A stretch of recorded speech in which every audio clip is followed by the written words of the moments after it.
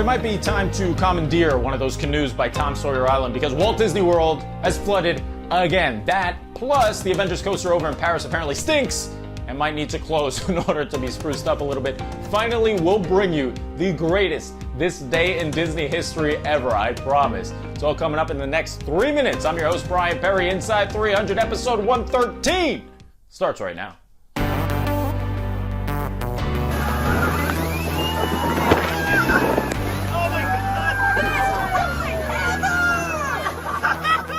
Best ride ever indeed. Nothing like a colossal monsoon to throw a wrench into your expensive Disney World getaway. We're now in the midst of hurricane season, and with that, your occasional Disney monsoon will take over your summer vacation. Look at that rainfall. It seems that now more than ever, rides are being forced to shut down, not just due to the usual lightning strikes, but excess water affecting the ride systems or simply flooding the entrances and exits to attractions. And it's not just rides that are being affected.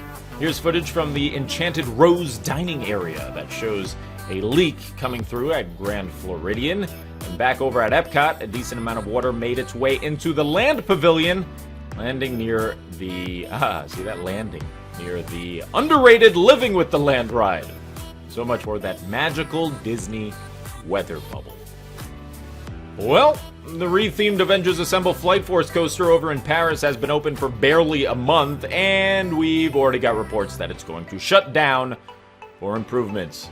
The report comes from Outside Ears, a news site dedicated to Disneyland Paris. Reviews of the former rock and roller coaster have been mixed, though the article also states that Disney executives like Bob Chapek and Josh D'Amaro are also not satisfied with the new ride. Now, if the ride were to shut down, say at the beginning of next year for improvements, it would honestly mark one of the biggest, most embarrassing attraction flubs in recent Disney park history.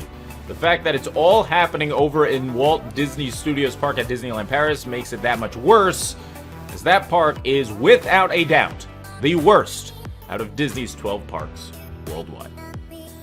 And finally, it is time for this day in Disney history. Trust me, you're going to want to stick around for this because this is probably the greatest one we've ever done. Over 50 years ago, in 1970, on this day, Disneyland had to close hours early because of a hippie and yippie invasion. Yes, this is a true story. Over 300 hippies made their way into Disneyland, marched up and down Main Street, proclaiming their political beliefs, and then took over Frontierland with a goal to, and I quote, liberate Mickey Mouse. That is a direct quote from a news report in 1970 from CBS. Unbelievable. Police showed up in riot gear and arrested 18 of them. The park closed early, and the next day, Disney installed a new rule about who could get into the parks. Now check this out. This is from that news report. Here's what Disneyland marketing director at the time, Jack Lindquist, had to say about the new rule. It's a total grooming look, and it's a total attitude. Long hair, mod dress, and so forth is fine if it's clean. If you're well kept, you don't look like you need a bath. Incredible. And that is going to do it for this episode of Inside 300. If you like what you saw, be sure to subscribe. Click that bell icon. Hello, bell. Just so you're notified every time we come out with brand new content. I've been your host, Brian Perry. I will see you next time. And, as always, bye-bye.